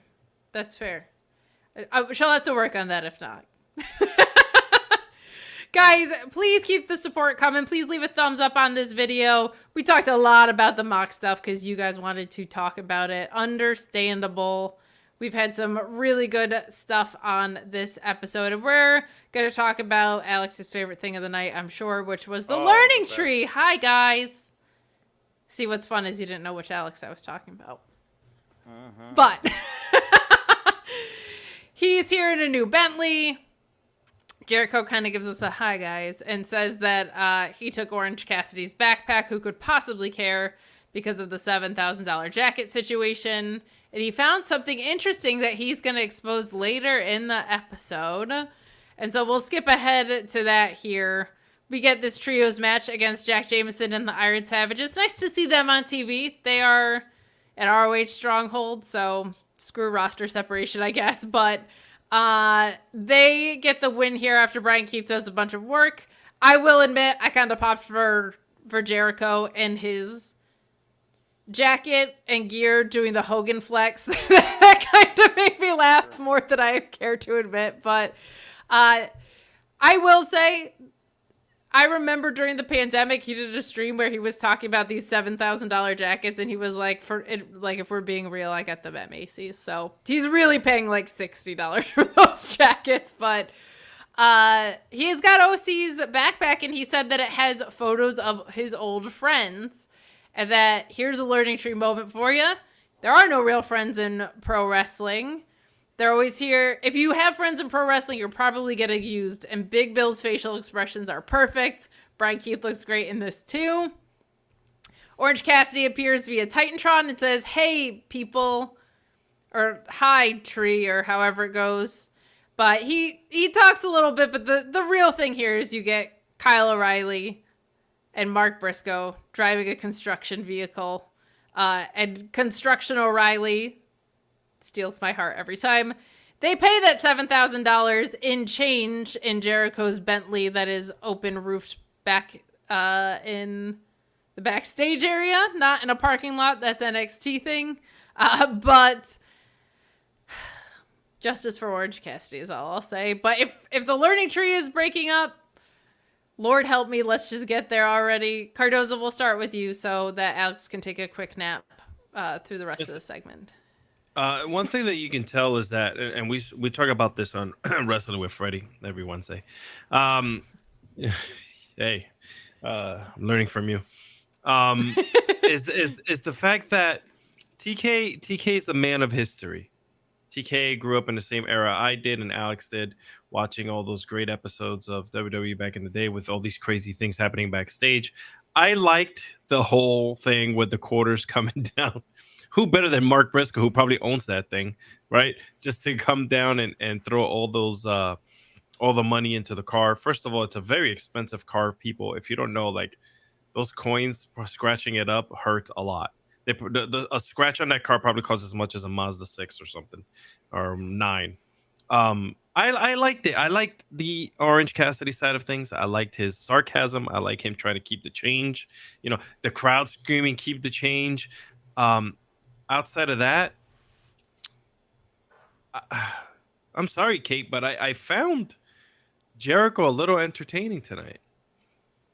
There was something. Go ahead and remove Alex. So the problem is that that's not the color of orange juice. That's the color of, like, I don't know, like Hi-C orange drink. It is Hi-C. Like that is obviously not the same jacket. Nobody thinks it is, but it also wouldn't look like that if it was the jacket, because that is not the orange that orange juice is. It's not the same. Are you implying Jericho's a liar? I'm implying that Jericho is a dirty, dirty liar. Also, I feel like. And I get it. The chat's like, no, those coins will scratch up a Bentley, and you got to pay hard. I wanted it like to get crushed. Like me too, a little bit. You know, like it felt like it didn't. When you looked at it, it didn't look like it was doing damage. No. And Jericho was reacting to it as though his car had been put in one of those little things that makes it into a cube. Compactor thingy, yeah. It didn't look like it did anything to it. Like, I get it. Yes, it does scratch up the car, and that's terrible. Oh no, but it didn't look like it really did much of anything. I don't know what I wanted. Actually, what I wanted was for him to dump pennies on Jericho like he dumped orange juice on Jericho. And I know that would have hurt a lot, but that's what I want. So they would have needed to do it like how they did to Malachi Black with the blood, like just. Yep, sure. Yep. Mm-hmm. I agree with you. It did not feel damaging enough. I was reminded of, there was a comedian named Mitch Hedberg who did a joke about how an escalator can't really be broken because it's just like, caution, escalator is temporarily stairs. Sorry for the convenience. Like, this just felt like, oh no, you have $7,000 inconveniently delivered to you. But me, Normus, said, I'll eat impossible meat for the rest of the year if they pull a bracelet out of the backpack at some point. Also, when is Fozzy going on tour again? Man, I don't know. I don't keep up to date with Fozzy's tour dates. There was a time in my life when I did. I worked at a metal radio station, but those days are behind me. Hopefully soon, because this is... I like the irony of it. Just Jericho really being caught in his own vortex at this point is too overwhelming. Yeah. Like, let's move on with Jericho and on this show. And let's talk about Ricochet versus Sammy Guevara, which got "This is Flippy" and "Flip Forever" chants, which popped me a lot during this match. The big spot in here, Sammy Guevara doing a moonsault off the top of the tunnel, which was pretty cool. An incredible spot off of the barricade from Ricochet that was just nuts. But Sammy Guevara with the go to hell, countered with roundhouse kicks from Ricochet and a Falcon Arrow for the 1-2-3. And post-match, Beast Mortos comes out and attacks Ricochet, but Sammy saves him here. Some good in-ring here. Ricochet did some stuff that made me think he was out there to silence the people who were like, but everybody in AEW can do the moves he can. Like, it's not like WWE. Mm-hmm. He did some stuff that people at AEW ain't doing. And Right. this was a lot of fun. Pulaski, we'll start with you. Sammy's not like the most for you guy in the world, but he could match his freak, as the kids say, with this. I thought this was a lot of fun. Yeah, it's a good match for Ricochet to show off, and they did a good job of stating the facts that he's the current ROH Tag Champ and a 3-time TNT Champ. I mean, I don't care about that. I don't like Sammy, but that's a good thing for him to do, is to beat a guy like Sammy. And Sammy does his thing where he climbs something else, pretends that he's crazy, and does a move off of it. Yay! It's just, he'll never get the Jericho stink off of him, ever, for me. So much of his career I associate with one of my least favorite performers of all time, and I can't separate the two. I don't know if I'll ever be able to, but this was fun. Like, objectively, these guys are doing cool stuff. Ricochet getting wins is great. I think we'll talk about later that there's a really cool angle they can play at with Ricochet getting victories separate of what's going on with Ospreay that I think could be a really cool little angle to, like, pump up that eventual match they'll have with each other. Yeah, I think there's some fun possibilities here, too. I think they need to get the Jericho stink off of Sammy, and then maybe it'll be easy for us to buy in. This is the first time we've seen him without Jericho, and he's mostly on ROH, so Yep. we will see. But Cardoza, what did you think of our Flip Forever match here? I'm so excited for Ricochet. He seems so happy, rejuvenated, and full of goddamn life. Like, you can just see it. He's becoming Super Saiyan in the middle of the ring. If he had hair, he'd be standing straight up in the air, turning yellow. Like, that's how freaking, like, ecstatic and, like, electric that dude is. I'm happy that he's been re-injected with this life, because he's doing stuff that, first of all, I can barely get out of the bed now without breaking an ankle or my back, okay? So the fact that, like you said, match is freak, Sammy Guevara was toe-to-toe with him. Move by move. I mean, the man has no fear either. He's doing crazy stuff too. I think that Ricochet will be one of the very first people that come into the company that might work himself into a title picture faster than anyone has since, like, coming into the company, outside of the World Championship. So I do believe that. They've kind of broken that trend, right? That was the standing thing for a long time. Like, Yes. Punk came in here and didn't, but Yes. Okada got there pretty quick. Mercedes got there pretty quick. Will got there pretty quick. So they are starting to do that with bigger names now. Yeah. It's funny, though, because all three of those people hold titles, and now you have someone coming in, right? So what does that look like is going to be interesting. I'm excited for that. Tim McFowle is excited for Mortos versus Ricochet, saying it's going to feed families. Rawr. I'm very excited. Very Lucha Underground. Yeah, it's very much him coming out, attacking Ricochet, and Sammy trying to run him off, because Sammy and Dustin have been dealing with him on stuff that I've seen in Collision and Rampage. So I like that he kind of, like, stood up for him. Like, I'm a babyface, you're a babyface, you beat me, good for you. I'm not going to let this guy come in there and ruin everything. But we're going to get Ricochet versus Beast Mortos. That's going to be amazing. That will. Another win that Ricochet is going to pick up. Meanwhile, we'll talk more about it later. Guys, keep those super chats and humper chats coming.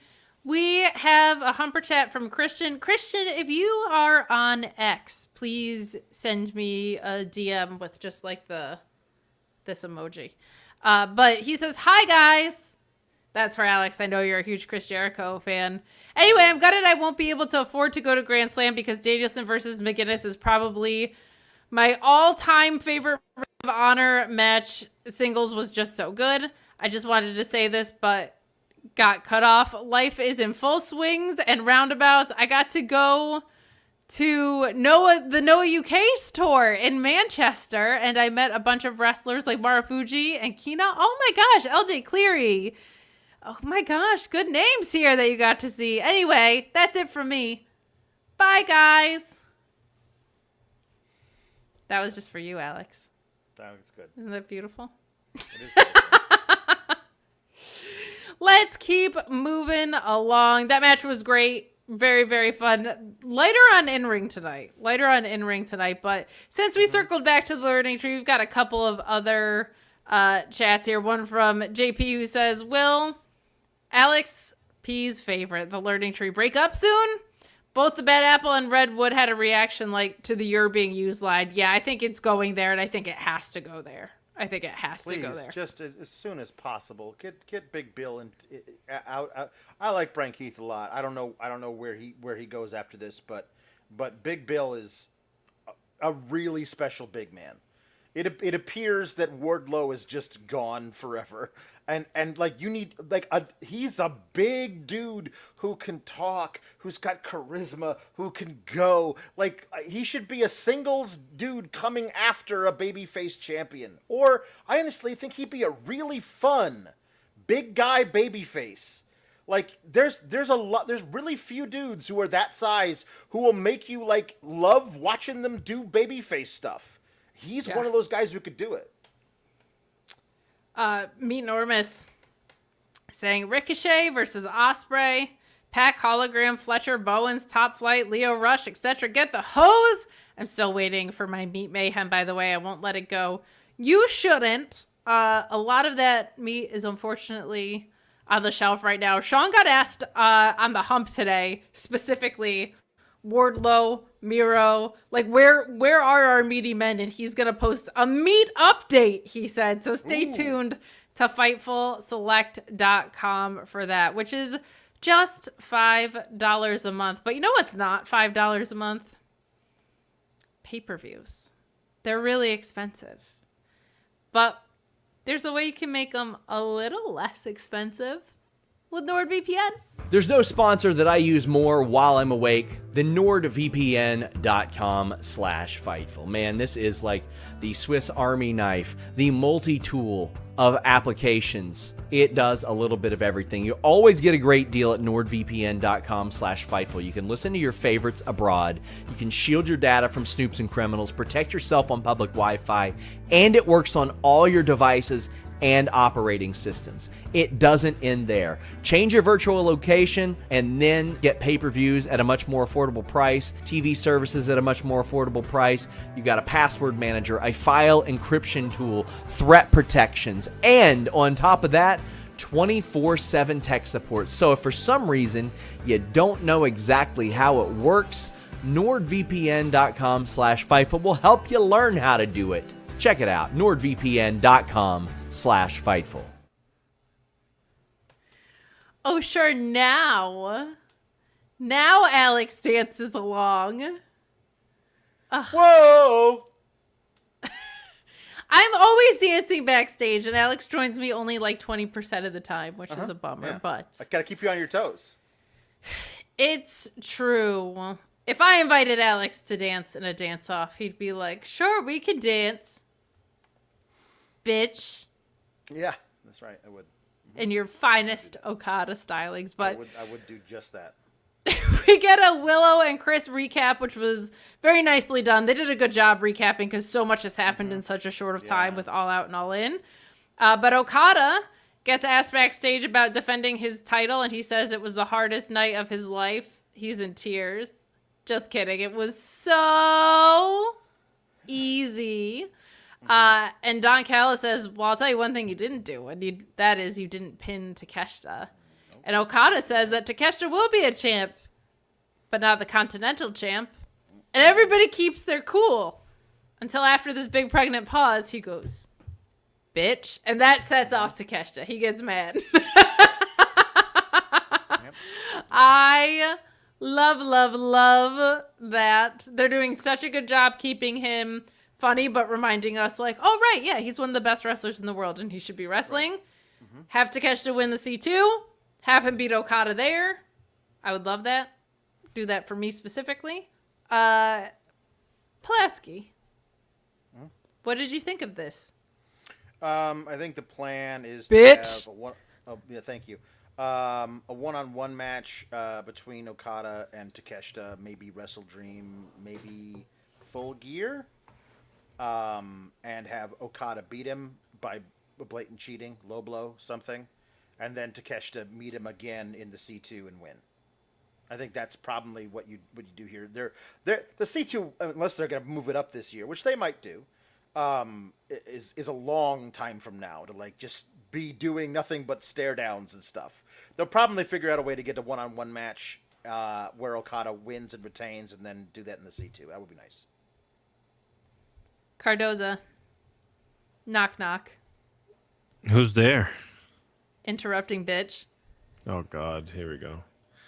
Anyway, I'm waiting for Say that. it! Interrupting bitch who? Bitch! I'm trying not to play along, but she forced me. I apologize to everyone. If you guys want to send me some humper chats and some super chats, please do. What do you think of what we got here? Got to keep the host happy. I think it was good. I want to see these two beat the crap out of each other. Yeah. I love me some Japanese strong style. I love me some charismatic wrestling, and I think that they have the perfect yin and yang there, with Okada just having that charismatic, like over the topness that he has as the elite member, and then Takeshita just man, he looks like someone that if he were just to backhand you, he'll make you fly across the room. Like, I love that about him, just holding his hand, his giant paw, like wanting to beat the crap out of Okada. So yeah, perfect segment for me. I'm ready to see these two go at it. Agreed, and you don't have to wait that long because just announced for next week, the Rainbucks versus the Bruvs and Takeshita in an all-star trios match. Well, that sounds like a whole bunch of fun to me. I don't know. Let's do that. Good stuff here as we continue along. Keep those super chats and humper chats coming. We've got a longer episode, but when Sean's out, we get to stay up way past midnight. It's really fun. So we got our AEW Women's Title Eliminator match between Mariah May and Queen Aminata. We have Mariah May continuing to use the Storm Zero as her finisher. Commentary doing a nice job pointing out that, like, man, this match might have been over with those strikes that she had before because she is just such a hard-hitting badass. And post-match, she's a little apoplectic here. And she says she won't have her championship celebration, which she keeps postponing because something is missing. Someone's missing. And she calls out for Mina Shirakawa. So let's start with Cardoza on this. I know you're a big Mariah May fan. Queen Aminata also looking fantastic in this. Incredible presence about the queen here. Man, these women rock. What else can you say? The queen, for the little that I have known about her and the match that I have seen her that she's been put on in AEW, man, she's good. And Mariah, they complemented each other tonight. There was something there, man. It was just really, really fine wrestling between the both of them. And Mariah is a heavy hander. Like, you can tell, man, when she hits you, she hits hard. And, she stood in there and she gave her right back. And I'm wondering towards the end when she's, once, what's her face? I don't want to say her name. How do you say it? Sharon? Shirakawa? Mina Shirakawa? Yeah. Listen, I'm Puerto Rican. My accent ruins everything, okay? No, good. Just call her Mina. We'll just call her Mina. Mina, yeah, I'll call her Mina. I feel like that, she might come back and not be as friendly. She might be upset at her with the way that she handled things. And we might see a really great back and forth with those two. Like, I would love to see them go in a best of 3. Just because I know there's drama, there's history, there's love, there's hate. Everything's there. I hope they don't screw this up because I think it'll be great. Yeah, I think there's so much history with them in AZM and then carrying over to American television. Mina has a really special quality in connecting with American audiences, and not just because she's out there reaching people. She just really, really translates well to American TV. But Pulaski, what do you think of this match and our little post-match hint that we're getting here? Mariah May is very, very good. Aminata is a future women's champion. And this was a very good match. And I still love Mariah May continuing to win with the Storm Zero. As do I. I think that's great. I thought for a second when she said, "Someone's missing, and that's why I can't have my celebration." I need Toni Storm to come back and be witness to it. I thought that was where she was going, and when she had said Mina, I was like, "Oh, okay, so we're keeping Toni Storm off TV for a while then," which I guess is fine. She deserves that vacation, but I'm selfishly, I kind of need to see what she's been reduced to. Sure. I just need to see it. So I'm really looking forward to whatever the plans are for how they're going to present Toni Storm when she comes back. But this Mina versus Mariah May obvious feud, I don't think it's possible that Mina comes back and is like, good, I choose you. You are my friend, and we are friends now. I don't think they're going to do that. I think it's obviously going to be a thing where she turns on Mina because she's so mad with power. Yeah, it could be good. Yeah, I think that could be a lot of fun. And they are in such an intense cycle of all out, all in Grand Slam Wrestle Dream happening so fast that, like, it might be wise for Toni Storm to take off 4 events, and that's only 6 weeks. Like, it's crazy. It's crazy right now. But Tom LaValle saying Mariah and Aminata is the future and the now. It certainly feels that way. Certainly feels that way. And Jim Beard saying something that I thought as well. Give me a women's casino gauntlet match with the winner getting a title shot at Wrestle Dream, and it's Mina who wins against either Monet or May. I try not to go overly nitpicky on a division that is thriving and doing so well and grown at such a rapid pace in the past year.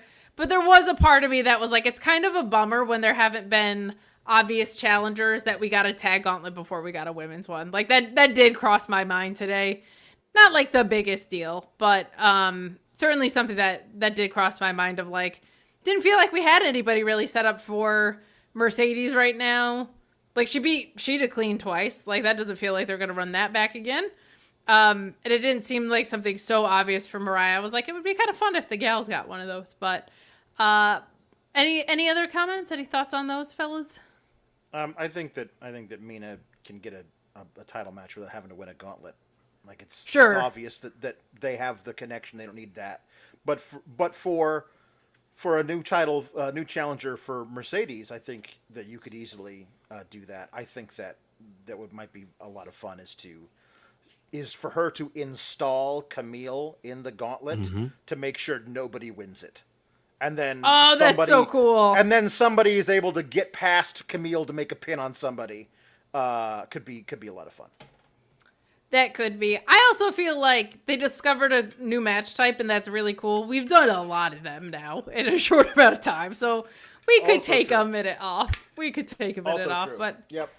Good stuff. We got some more chats coming in from you guys, and man, we've got more to talk about coming up with this Nigel McGuinness and Bryan Danielson angle. But before we get there, we've got a couple of things to talk about. We get this Young Bucks promo, basically just saying that they're waiting for a team who can get the job done, and that's why they booked the Casino Gauntlet in the first place, that nobody's been able to rise to the challenge. If there's anything you want to comment on, we can save that for the actual match itself. But let's get into this Nigel McGuinness angle. Earlier in the show, Christopher Daniels is interrupted by Nigel, and he says, we got to go find Tony Khan right now because he smells blood in the water here. That the champion's not going to be defending his championship at Grand Slam, and Nigel McGuinness thinks that's my opportunity. He comes out and gives this amazing promo, or at least amazing to me. I honestly don't remember a ton about what he said because I the whole time was just like, oh my God, is this happening? Is this happening? Is this happening? Is this happening? I do remember him saying it's bad for AEW, but good for him that Danielson's not defending at Grand Slam. And I thought, this makes no sense if he's going to fight you at Grand Slam, but I don't care. I will care once the initial shock wears off that I get to see this match in person. But as of this moment, I did not care. But he alludes to their past and says that he's going to be the one to put Danielson on the shelf and all of this, which also doesn't really make sense because he said when he loses his titles when he's going to be put on the shelf. But I think Nigel was referencing their bad and bloody history. So a lot going on here. I don't know if it's for the title or not. I don't think it is because he says the title's not getting defended. So nope. Interesting kind of stuff there. It's Pulaski, just because Danielson they have has so been much ducking- history to has resolve. been running from him as For he 20 says. years. He's so scared of me and he won't even show up. I'm gonna get Oasis to play me out to the ring. He's not even gonna show up. So, this is great and it's wonderful and it should be. It's gonna be an awesome thing. I love that they're doing it at a major show. And I love that for you that you get to be there. Kate, I just had an amazing thought. And I know I don't think I'll be lucky enough for them to do it like this, but Danielson and McGuinness having a really brutal match because it's all about being angry with each other or whatever. And For 2 decades. For 2 decades. And McGuinness like losing but beating him to a pulp in the process. But at the end, Don't say there's a moment where they like recognize that that this was a silly feud for them to have, and Nigel recognizes that like Danielson's the greatest ever. Kind of, you don't have to say it, but like you can see the moment. And just as you think they might do something about it, that's when Christian tries to cash in, and Nigel protects Danielson from the cash in. Oh. Because who is also the guy who he puts over all the time? Christian Cage. But Christian Cage speared him in that match at Wembley. Christian Cage did spear him at that match at Wembley. He says, my ribs still hurt after that. That would be an amazing moment to save him from the cash-in, and they could have a hug and hoist each other's arms up and become friends at the end of this. That's what I want out of this at the end, right? Like, for them to actually have respect for each other and maybe even be friends. But Tim McFowle saying, money's for Kate's therapy after that world title announcement. God damn, I wasn't crying. It was the Onions. Also, my 2 faves with the win in the main event. We're going to talk about that in a minute. I thought that ZSJ versus with Nigel in the ring was going to be like the peak for me. And now I can't believe I get to see this one-on-one live. Like, who needs a world title when all the clams are on the line, right? As Jam Beard is pointing out to us here. I popped big for the clam chowder eating Nigel, but I popped biggest for the Outrunners. They got a huge ovation. We're going to talk about that in a minute because that was freaking wild. But keep those super chats and humper chats coming. Cardoza, this moment like supersedes so much for me as a fan of wrestling. I can't even like fully express what you'll see my reactions, I'm sure, at Grand Slam. But what did you think of the setup to this? Did you think this was coming? I kind of had said this will probably be in Danielson's attraction match era. When he came out, he had that little piece of paper behind him, the way he wanted, the way he was strutting around that he was going to go talk to Tony Khan. I thought maybe he just was, wanted to be a part of something, maybe referee something. I don't know. I wasn't necessarily thinking of him getting into a match was going to be what we were going with it. So when he came out and he passionately announced that he was going to kill him, again, there's a lot of murder happening here, and he was going to, hurt him. And like, you can, like the facial expressions from evil to I'm calm, back to evil to I'm calm. Like there's this wave of emotion and the fact that they have the history there. Again, a lot of these matches and a lot of things happening right now have a lot of history behind them. I think it's excellent for you. I think it's going to be excellent for a lot of people that are fans of these two.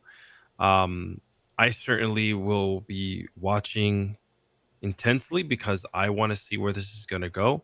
And like Alex said, it could very well end like that. It could very well end where you finally had your blow off match after all these years. You took it to the limit, and now there's some sort of respect between the two, maybe.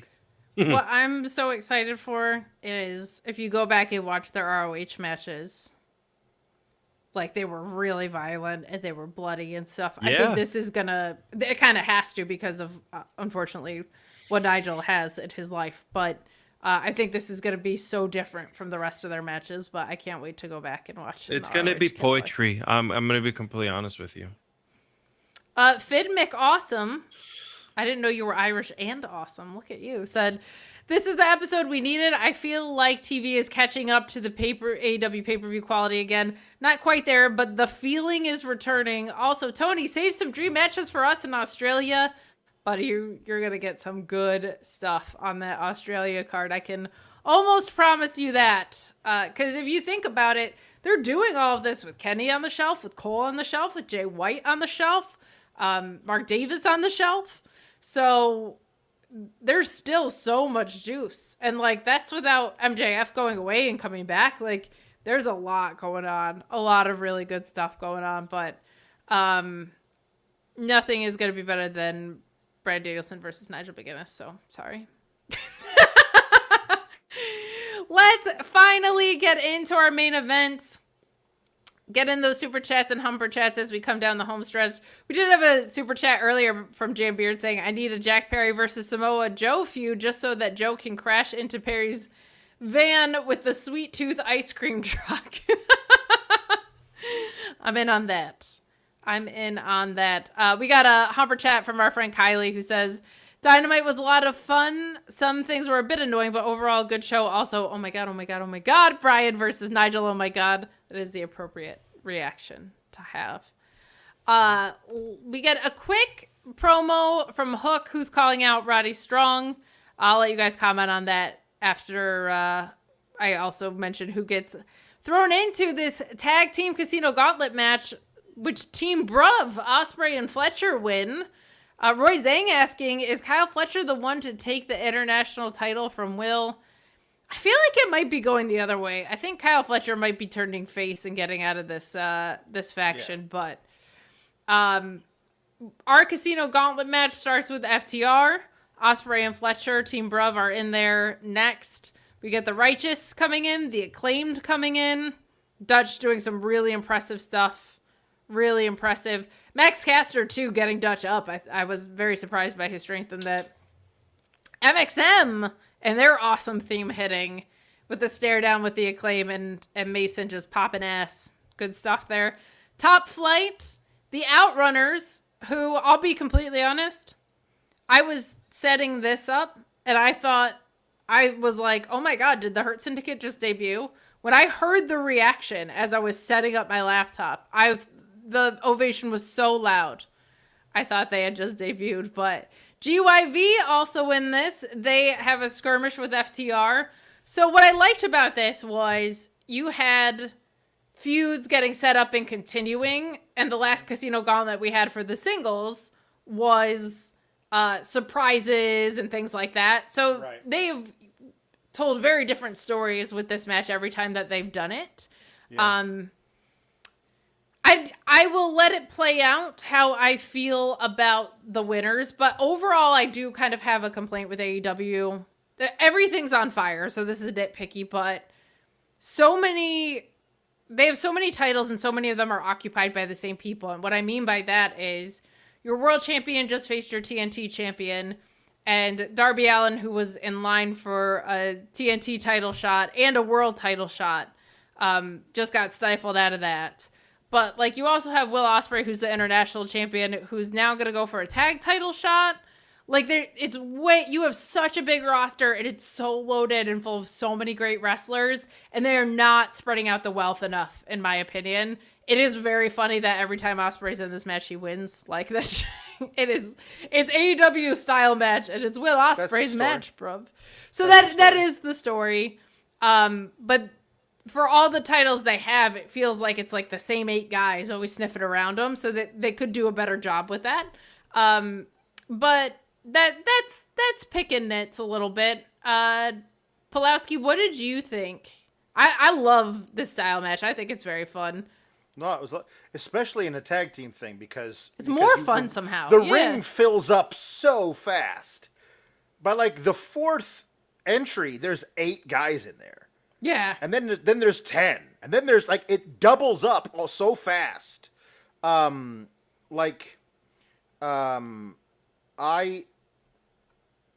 think we all basically,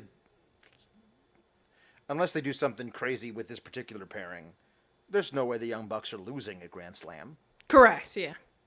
So this is a match you put on the card to, like, you know, it's going to be a really fun match, as opposed to anything else. Now, would I, if let's say somehow Private Party wasn't in a random trios match with Commander and was in this and they won and they got a match with the Young Bucks and the Young Bucks blatantly cheated and then Private Party got a rematch at Wrestle Dream and won the titles, would that be better? Yeah, but they weren't even in this match. Sure. Could you run that exact same scenario with Top Flight? Yeah, you could. But like, for the people who were like, the Outrunners should win it. No, they shouldn't. In canon, they just won their first match. Like, book them to, like, apparently they had them, like, square off with the Righteous. Now, I love the Righteous, but you're not doing anything with them right now. So, why don't you run a few weeks of Outrunners versus Righteous stuff on Rampage and Collision? Get a few wins under their belt, then we'll see what happens. You know what I mean? Like, or ROH, you know? But nobody, I'm sorry, Kate, you're one of 4 people in the world who watches that thing. So, like... Pisa says... The Outrunners and MXM were robbed. I mean, honestly, like, this is the kind of match that I feel like you could, if you wanted to pull something off like that, do... Like, they could get a fluke win in a match like this, and I wouldn't hate it, They could, but I would hate the match. Yes, of course. Because it's a bunch of silly crap. I mean, it's fine. They're a fine little team, and you need teams like that, but they shouldn't be the champions. That's ridiculous. The Outrunners shouldn't be the champions of AEW. Not now. Not unless you've given them like a 12-match win streak. I just mean the shot. Like, you could just give them the shot if you wanted. Yeah, I guess. But me, Norma's saying the Outrunners hold a place in my silly, meaty heart, much like Dark Order. Give the ROH tag titles or a quick transitional run just for the pop. I would rather that than Sammy and Dustin right now, while Dustin's also holding trios titles. Yeah. But I also think I love them. But like right now you have 2 rising Silly Goose teams. Yeah. And I think on that track, MXM are just like a little bit further ahead. Like, I think they're overall a little bit more over. And I think like the quality of the in-ring, I love the Outrunners, but they've mostly been jobbing. Like, even when MXM is taking losses, I feel like they're able to showcase what they're doing more. Right. So I feel like if you're going to go the Silly Goose direction, you probably go MXM, but I love that they're selling merch. I love that they're appreciated. I love that they got a big hometown pop, but Cardoza, what did you think of the outcome and what did you think of this style match? I like the match. I thought it was fun. It's good to see all these tag teams throwing it up in the air and kind of like seeing the different dynamics. Some good stories being told within the match itself as well. I for a perfect show in my head, because I thought it was really good. The one thing that ruined it for me was having Team Bruv win it. And I'll tell you why. It's because I just, you have a title already on Osprey, and I think you were just talking about this. Like, this would have been a perfect situation to kind of have a team be elevated, right, and just kind of be brought up into the tag team division and show off. I understand why he wanted these 2 there, but in my little brain, I was like, God, I honestly wish it was another team. Not even FTR, none of those. Just a team that has been pretty okay and just needed to come up, I mean, they should have done more to explain this and highlight it, but it's not like this is the first time that Kyle and Will have ever teamed together. Correct. You know what I mean? Like, they've done this many times in trio stuff and as tag team members. So it's not like it's just like, oh, this team they threw together, can they coexist? Like, they're best friends. Yes. Like, them winning this, I have no problem with it, specifically because of this.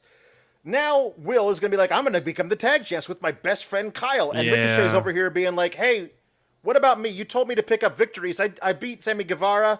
I beat your boy Kyle. And then after he does, I beat this crazy dude in a bull mask who wanted me dead for some reason. I'm picking up the wins that you told me to, and you're over here in the tag division. So who's running from who, Will? which then allows them to like build up some more animosity, which I feel like it can't be like, Ricochet, bruv, I've been wanting to face you again for a long time. And Ricochet's like, yeah, bring it. That's not enough animosity for a really great match that I don't think we're going to get until maybe as far as Full Gear. So, like, build up that actual animosity so when we finally get it, not only do they want to face each other, but they also want to beat each other. Mm-hmm. I think that's fair, but I also think this is the thing I complained about in AEW or in WWE. Like, the tag titles should be for tag teams that want the tag titles in the tag division. I think this is going a long way to help build out other stuff. Find a different way to do it. I'm so sick of tag titles being vehicles for other shit. It gets really old for me, and I feel like that's what we're doing with this. Because we already know that they're not going to win. So, yeah. But that is our main event. That is such a fun format for the show. I'm sure that match is going to be unbelievable. So I do look forward to that. I hope it is also indicative that maybe Mark Davis is ready to come back, because that could get really, really interesting. Nice. But we are going to wrap up here at the 2-hour mark. Cardoza, where can the people find you? You can find me under my bed sleeping when it's thundering. No, just kidding. Okay. You can find me at Alexis Cardoza on the gram and on Threads, where I'm thriving, and sometimes on X, because I like to make people happy on there. You can find Alex Pulowski. I'm going to do his plugs because I'm co-host with him all the time. You can find him at Alex Sourgraphs on social media. You can also find him on the NXT post show doing Sourgraphs with me. You can find him on Fightful Select every Monday. You can find him here on Wednesdays. Thursdays, he hangs out with his family or some nonsense, but he also does a SmackDown review while doing an AEW Rampage watch-along on Friday nights on Fightful Select. So that's where you can find Alex Pulowski. I just saved you all that oxygen. Yes, you did. You can find also, me at some point this week, probably near the end, maybe the weekend. Apparently, Kate and I are going to review Money Plane because everybody wanted us to review Money Plane, so we're going to review Money Plane for Fightful Select. So, starring Adam Copeland and Kelsey Grammer for some reason, it's Money Plane reviewed by us. So, come and watch that. On a less entertaining plane. You can follow me at Miss Kate Fabe on social media. You can find me here on Fightful Main Channel Tuesdays, Thursdays, and Fridays with your NXT, ROH, and SmackDown post shows. Fightful Select on Mondays with this fella, as previously noted. Guys, have a safe and wonderful rest of your wrestling week. We'll see you guys next time.